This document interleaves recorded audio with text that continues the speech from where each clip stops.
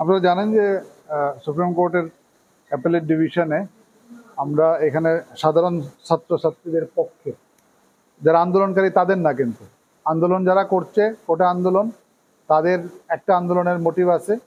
আর এরা হলো যারা দেখতেছে যে এই আন্দোলনের ফলে এবং যে আদেশটা দেওয়া হয়েছে সেটার একটা জাস্টিফিকেশন দরকার, এবং অ্যাপেলেট ডিভিশনে তাই তারা আসছে মুভ করার জন্য। এখানে আমরা 2জন পিটিশনার হয়েছে, আরেকজন পিটিশনার অ্যারেড পার্টি হবে। আমরা অ্যাপ্লিকেশন রেডি করতেছি।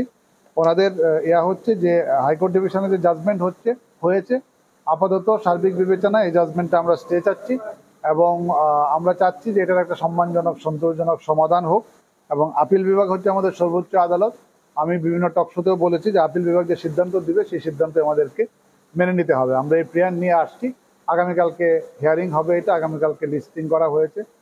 আপনার আগামীকালকে আমরা বাকি সাধারণ ছাত্রছাত্রীদের পক্ষে আন্দোলন সাথে তারা সার্বিক বিবেচনায়, সার্বিক পরিস্থিতি বিবেচনায় এখানে ওদের বক্তব্য কোটা পদ্ধতির সংস্কার।